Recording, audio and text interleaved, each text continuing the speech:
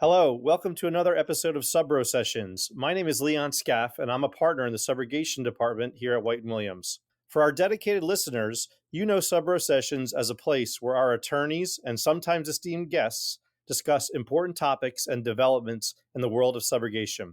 Have no fear, as that kind of comprehensive analysis will continue on this feed. However, we're also adding a new feature for the podcast, one with a little more of a personal touch. This is our first in a series of episodes called Getting to Know Subro, in which we will meet the talented subrogation attorneys in our group who you have come accustomed to listening to and oftentimes working with.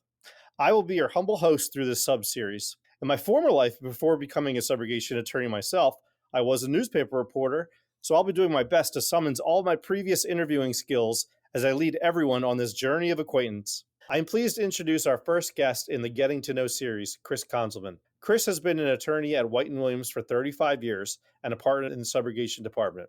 This January, Chris took over as chair of the Subrogation Department, just the third department chair since its inception. Hi, Chris, and welcome. Thanks, Leon. I'm happy to be on this new type of program that we're doing. Yeah, a little softer touch, right? Yeah, definitely. It's good that our friends and clients are going to get a better sense of who we are and what we do. That's right. All right, so we're going to start with some questions for Chris before we end with a rapid fire session that we'll be asking all of our guests here. So first, Chris, tell us a little bit about your beginning at years at White & Williams and in the Subrogation Department. Yeah, I've been here for a long time. So I started at the firm as a law clerk in December of 1988. I took my evidence exam in the morning, and that afternoon, I traveled from my law school to our then Westmont, New Jersey office and began my career at White & Williams, where I've been ever since. So I started in 1988 as a clerk. I became an attorney in 1990. I became a partner in 2000, and I've been a partner here for the last 25 years, primarily doing subrogation work for the last 20 years. Evidence exam in the morning and then right to work in the afternoon. That's quite a day. Yeah, it was something different. It was my first legal job. I was happy to have it. And, I've been with the firm for a long time. At this point, I'm one of the longer tenured attorneys in the group. There's still a couple people that have a couple years ahead of me, but they're slowly retiring. And pretty soon it could be me as the person with the longest tenure in the firm. Yeah, take the reins, right? Did you always know that you wanted to take over the department one day? No, when I first started at the firm, like many other lawyers, I was happy to have a job. And, I worked hard like a lot of the other lawyers in the group, and gradually hard work generally pays off. I'm a firm believer in the notion of the harder you work, the luckier you get. And I put in a lot of hours over the years, and we got to the point where we needed to find a replacement chairman, and the other partners in the group had some confidence in me and ultimately elected me to that position. Right. You discussed when you first started, you obviously, were here with our founder, Peter Parashis. And then after he left, Ed Jager took over the chair. And now you're the third taking over this January. Along those times, there's also been several managing partners of the firm. Any management skills or tips that you took from these people that you look to implement going forward?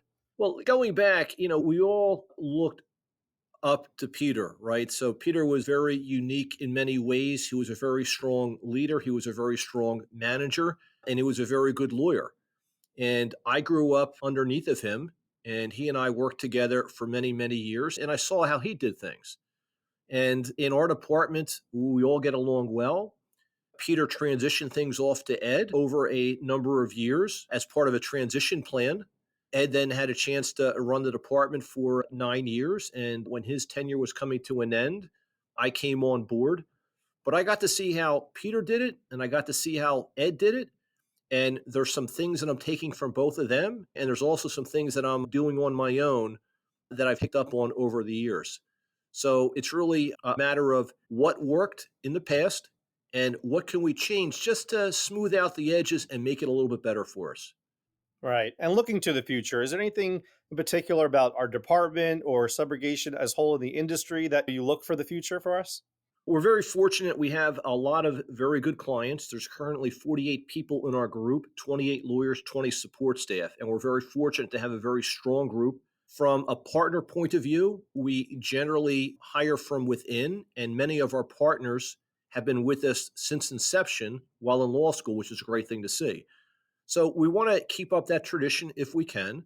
We want to make sure that we service our clients and take care of our clients and also provide outstanding results to them. So those are some of the things that I'm pushing during my tenure here. And fortunately, we have a very strong group, which makes my job a little bit easier doing those things. Right. From a practice point of view, I've noticed that you like to do a lot of things on your own, whether it's, billing or notice letters or things like that. How did that process begin of you being so self-sufficient? And how do you know what to delegate? Well, early on, we didn't necessarily have all the support staff that we needed because we were so busy, right? Everybody was a little bit thin. And we just started to do things on our own. And once you do something two or three times, it's second nature. So oftentimes at that point, if the form is there, it's often easier for me just to knock it out myself, get it done, and move on. For depositions, I generally do all depositions in my case myself. I just find it easier that way. I very much get invested in all these cases, and I would rather not delegate out depositions to others unless absolutely necessary. But what I also try to do is allow some of our younger lawyers to listen in to the depositions that I'm taking because we do have an obligation, I think, to train our younger lawyers. So oftentimes I may take the lead in the deposition, but in today's Zoom age, I may ask some of the younger lawyers if they want to listen in, and oftentimes they do because I want to teach them how to do things the right way. Right. On a personal side, like me, you're from New Jersey. We have, a clientele and a listenership across the country. And oftentimes New Jersey can get a bad rap. So give us your best sales pitch on New Jersey to those around the country. Well, what's nice about New Jersey is you can be in New York City in an hour, you can be in Baltimore in an hour and a half, you can be in DC in 2 hours. There's a lot here. We can go to a lot of other places very quickly. And the one thing that we certainly have that many other states don't have is the Jersey Shore, right? So during the summer months, we're down the beach a lot, we're down the shore a lot. I'm a big boater, and that's something that you certainly can't do in the middle of the country, right? So it's awesome that way that we have access to a lot of other major cities relatively quickly. And at the same time, our own state really runs the gamut from very congested areas to very rural areas. We have some mountains and we have some beaches. We have a little bit of everything. Good job. I think people will visit.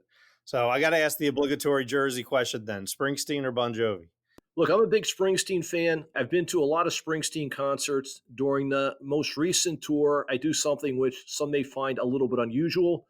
I wait until the last minute. I go on StubHub. I find the cheapest, best seat, and I go to the concert. Oftentimes, I go by myself because I can't get my family to go sometimes. I've gotten to sit on the floor many times or stand on the floor. During the last concert I went to down in DC with Springsteen, I literally got on the rail as he walked by. He was right there, 2 feet in front of me. It was awesome. So I'm definitely a Springsteen fan. I go to as many Springsteen concerts as I can. And I also introduced my family to Springsteen earlier this year, and we all went to a concert collectively. It was a lot of fun. Oh, that's great. I can't get my kids off Taylor Swift, but I'm trying. So, I took my kid to a bunch of Taylor Swift concerts as well. We've done that. okay. We've done the Taylor Swift thing. Good, good. A lot of people, some people may know about you, Chris, is that you've been a firefighter for years. What made you want to do that? And have you ever gotten over the fear of being inside a fire? Yeah, so I've been a fireman now for about 17, 18, 19 years. I'm the captain of my station, and there's nothing like riding the truck, going to jobs, and going into burning buildings. And is there a fear? There's a cautious fear. When we go out to these jobs, we have a job to do. Candidly, we're all fighting to be the first one in the door. We're all fighting to be on the nozzle. That's where we want to be. So if you go through the training, and I've been doing the training now for years and years and years, and if you have a good crew, you're always cautious, but you go in and do the job and you get the job done, right? So you don't let fear get in the way. And if necessary, you got to prepare yourself to go in and make a grab if necessary. It may never happen in my entire career. It may happen tomorrow. You just don't know. You got to be prepared. It's all about training, working with the crew, right, and doing things the right way. Has fighting fires helped or, affected you as an attorney too? Well, it has because you get a better sense of crew management, leadership, and resource management, right? So I've been on the department for a good number of years. Most of the time, I'm in charge of the truck going out to the job. I may also be in charge of the entire incident, depending on who else is arriving at the job, right? So when that happens, you're in a somewhat dangerous situation, or you can be in a dangerous situation. You have to take the lead. You have to make decisions. You have to direct the crew. And that comes back to what we do on the legal side in terms of managing a department, right? I now manage the subrogation department. We have a lot of crew members. We got to provide them with some direction. We got to provide them with some control. We got to provide them with some training. And those are all things that we do, right? So I do think there is a correlation between the two. Right. Okay. I said I would mention I would end with the same five questions, kind of more of a rapid fire than I would for each of these episodes. So here goes. Number one, what's the best thing about being a subrogation attorney and one thing you'd like to change? The best thing is you never know what is coming in the door on any given day. We see all kinds of events, right? Whether it be a catastrophic fire, a water loss, a workers' comp situation, we see everything. And it's very rewarding to work with a team of consultants to get to the bottom of what happened and evaluate who or what third party is at fault, right? It's really something that's a little bit different than a lot of other areas of the law. We do evaluate a lot of different situations, and it does get a little bit frustrating sometimes when we can't determine what caused the loss. It's one thing to evaluate a room and contents fire with somewhat limited damage, because generally we can get to the bottom of that. It gets a little bit frustrating if we have a total burn down where there's literally nothing left of the house and we don't have any evidence to evaluate to determine origin and cause, right? So it's great when we can get to the bottom of it, a little frustrating when we can't get to the bottom of it, but that's the life of a subrogation lawyer. Okay. Number two, if you weren't a subrogation attorney, what would you be doing? The one thing I always wanted to do, I never did it. I would love to be a Coast Guard helicopter pilot. There's no rationale for that. It just seems like it's a pretty cool thing to do. I would love to do it. Never had the opportunity. Instead, I'm a subrogation lawyer and a part-time fireman. Yeah, that's pretty good though. All right. Ideal location for a site inspection. So if you saw this on the sheet, you'd say, huh, that'd be an interesting place to go. Never been there, something like that. Yeah, it's January 28th today. It's a little cold here.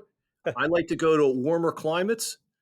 When we do site inspections in the wintertime, if it's been a fire, oftentimes it's not so much fun because everything is frozen over. So the ideal spot is a nice warm climate, hopefully near the ocean. That would be perfect for me. Sounds good to me. All right. Give us a recommendation: book, television show, movie, music, something you like recently.